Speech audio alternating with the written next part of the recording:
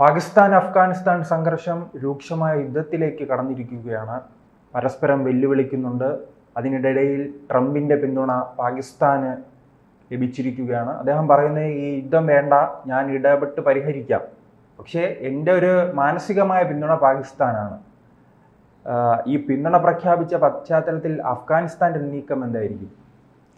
അഫ്ഗാനിസ്ഥാനും പാകിസ്ഥാനും, അല്ലെങ്കിൽ പാകിസ്ഥാനും അഫ്ഗാനിസ്ഥാനും, നമ്മൾ ഇതിനെ രണ്ട് രാജ്യങ്ങളെയും തുല്യ നിലയിലേ കാണാൻ കഴിയുകയുള്ളൂ. കാരണം രണ്ടും ജനാധിപത്യത്തിൽ വിശ്വാസമില്ലാത്ത, ഭീകരവാദത്തിൽ മാത്രം അടിയുറച്ച് മുന്നോട്ട് പോകുന്ന ആ രണ്ട് ഭീകര രാഷ്ട്രങ്ങളിൽ മുമ്പിൽ ആരെന്നുള്ള കാര്യത്തിൽ മാത്രമേ ഒരു തർക്കത്തിൻ്റെയും യുദ്ധത്തിൻ്റെ ആവശ്യമുള്ളൂ.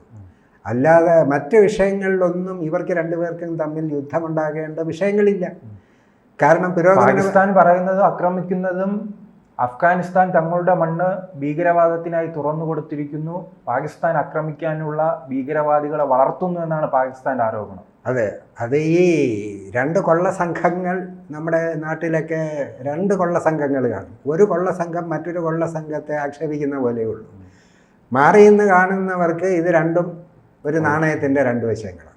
ഇപ്പം ഇന്ത്യയിൽ നിന്നുകൊണ്ട് പാകിസ്ഥാനെയും അഫ്ഗാനിസ്ഥാനെയും നോക്കുമ്പോൾ നമ്മൾക്ക് പാകിസ്ഥാനോട് പഴയ വിഭജനകാലം തൊട്ടുള്ള ഒരു ശത്രുതയും അവരുടെ ഇന്ത്യയോടുള്ള സമീപനം കൊണ്ട് അതിനേക്കാൾ വലിയ ശത്രുത ഇപ്പോഴത്തെ തലമുറയ്ക്കും ഒക്കെ ഉണ്ട്, ലോകരാഷ്ട്രങ്ങൾക്കുമുണ്ട്. പക്ഷേ അങ്ങനെ വരുമ്പോൾ സ്വാഭാവികമായിട്ടും നമ്മളുടെ ഒരു ശത്രു രാജ്യത്തിനെതിരെ യുദ്ധം ചെയ്യുന്ന ഒരു രാജ്യത്തോട് മാനസികമായിട്ടെങ്കിലും ഒരു പിന്തുണ വരേണ്ടതാണ്. പക്ഷേ ഇന്ത്യയിൽ ഒരു സർവേ നടത്തി നോക്കൂ, പാകിസ്ഥാൻ അഫ്ഗാനിസ്ഥാൻ ഈ രണ്ടു പേർക്കും നമ്മൾ വെറുക്കുന്നതിലൊരു മാർക്കിടാൻ പറഞ്ഞാൽ 100 മാർക്കാണ് കൊടുത്തതെങ്കിൽ രണ്ടുപേർക്കും 100-ൽ 100 കിട്ടും. രണ്ടുപേരെയും നമ്മൾക്ക് ഒരേ നിലയിലേ നമ്മൾക്ക് കാണാൻ പറ്റൂ. പിന്നെ ട്രംപിന് എന്തും പറയാം.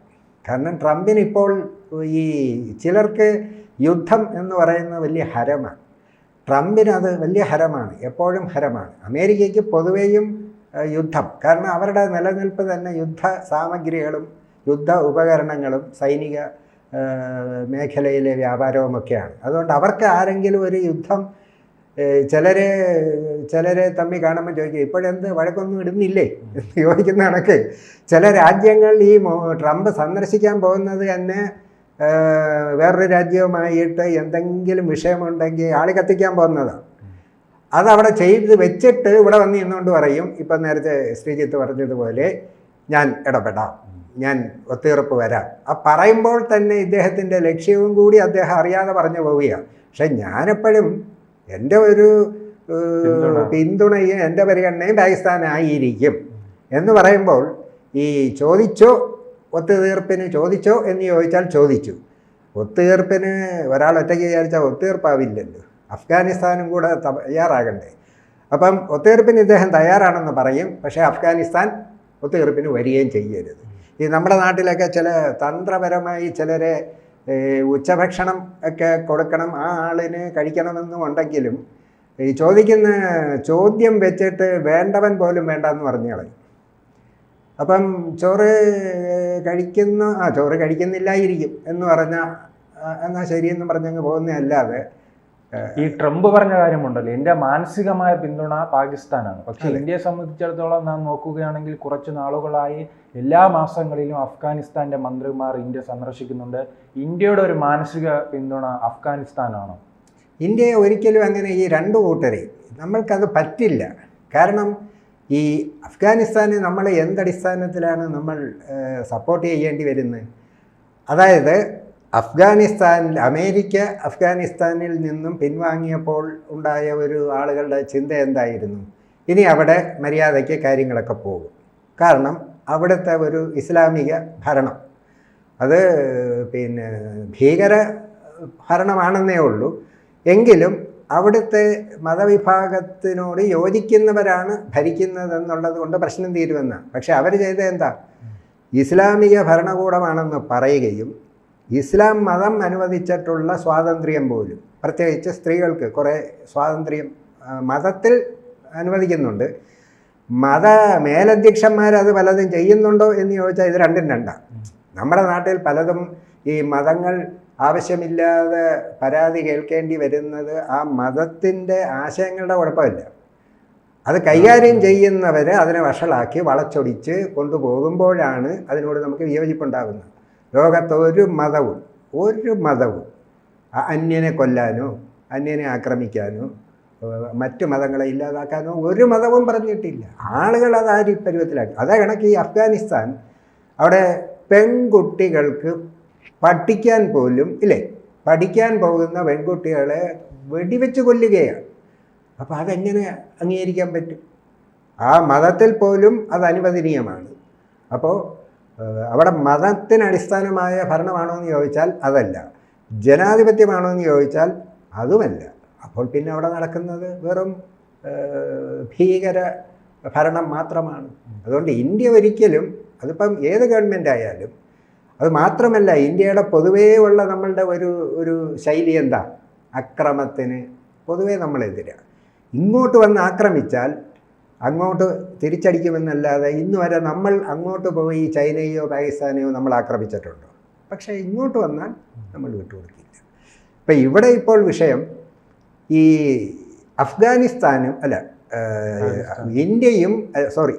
അമേരിക്കയും ഇറാനുമായിട്ടുള്ള യുദ്ധം ഇപ്പോൾ തുടങ്ങുമെന്നും പറഞ്ഞ് കാത്തിരിക്കാൻ തുടങ്ങിയിട്ട് കുറേ നാളായി. അതിനു മുമ്പേ തുടങ്ങിയത് ഇവിടെ കഴിഞ്ഞ ഞായറാഴ്ച 22-ാം തീയതിയാണ് പാകിസ്ഥാൻ അങ്ങോട്ട് പോയി ബോംബിട്ട് 70 പേരെ കൊല്ലുകയുണ്ടായി. അത് 70 പേരെ കൊന്നതിന് ശേഷമാണ് ഈ വാർത്ത പോലും അഫ്ഗാനിസ്ഥാനെ ആക്രമിക്കാൻ പോകുന്നതെന്ന് മുന്നറിയിപ്പൊന്നുമില്ല. മുന്നറിയിപ്പ് കൊടുത്തും യുദ്ധമുണ്ട്, അല്ലാതെയുമുണ്ട്. അതിൻ്റെ തിരിച്ചടിയായിട്ടാണ് ഇന്നലെ അവർ പാകിസ്ഥാനെ ആക്രമിച്ച് ഏതാണ്ട് 55ഓളം പേരെ കൊന്നു എന്ന് പറയുന്നു. ഈ കണക്കുകളും എണ്ണമൊന്നും നമ്മൾ വിശ്വസിക്കേണ്ട. കാരണം ചിലപ്പോൾ ഇതിനേക്കാൾ ഇരട്ടിയാകാം, ചിലപ്പോൾ ഇതിൻ്റെ പകുതിയാകാം. എണ്ണമല്ല വിഷയം, രണ്ട് രാജ്യങ്ങൾ തമ്മിലുള്ള യുദ്ധമാണ്.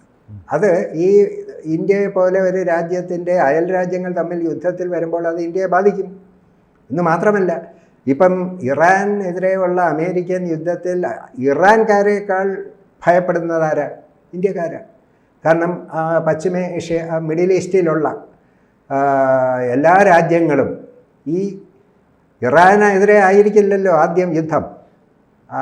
ബാക്കി അതിൻ്റെ ചുറ്റും കിടക്കുന്ന രാജ്യങ്ങൾ, അറബ് രാജ്യങ്ങളിലൊക്കെ ആയിരിക്കും.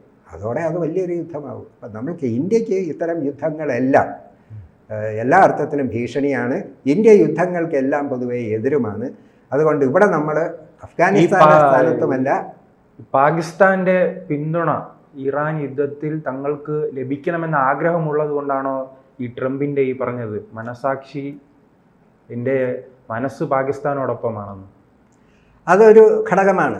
കാരണം ഇറാനെ ആക്രമിക്കുമ്പോൾ പരമാവധി ഇസ്ലാമിക രാഷ്ട്രങ്ങളുടെ പിന്തുണ കിട്ടിയാൽ അതൊരു സൈനിക ശക്തിയേക്കാൾ ധാർമ്മികവും മാനസികവുമായി കിട്ടുന്ന ഒരു പിന്തുണയാണ്. അതിനു വേണ്ടിയിട്ടാണ് അങ്ങനെ പറയുന്നത്. കാരണം അത് ഏത് നിമിഷവും ഉറപ്പാണല്ലോ. ഇനി ഈ ബാക്കി രാജ്യങ്ങൾ ഇപ്പോൾ അഫ്ഗാനിസ്ഥാനുമായിട്ടുള്ള യുദ്ധം അവസാനിപ്പിക്കാമെന്ന് പറയുന്ന ഇദ്ദേഹത്തിന്, ട്രംപിന്, എന്തുകൊണ്ട് ഞാനും ഇറാനും തമ്മിലുള്ള, അല്ലെങ്കിൽ അമേരിക്കയും ഇറാനും തമ്മിലുള്ള ഒരു യുദ്ധവും ചർച്ച ചെയ്ത് പരിഹരിക്കാമെന്ന് എന്തുകൊണ്ട് പറയുന്നില്ല? അപ്പോൾ അദ്ദേഹം അടിസ്ഥാനപരമായി യുദ്ധവിരുദ്ധനോ സമാധാന പ്രേമിയോ മധ്യസ്ഥവാദിയോ അഹിംസാവാദിയോ ഒന്നുമല്ല. അദ്ദേഹം എന്തു പറയുന്നതിൻ്റെ പിന്നിൽ രാഷ്ട്രീയവും വ്യാവസായികവും വ്യാപാരപരവുമായിട്ടുള്ള എല്ലാ ലക്ഷ്യങ്ങളും ഉണ്ട്. കൂടുതൽ വാർത്തകളും വിശേഷങ്ങളും നിങ്ങളിലേക്ക് എത്താൻ ABC മലയാളം സബ്സ്ക്രൈബ് ചെയ്യുക, ബെൽ ബട്ടണും അമർത്തുക.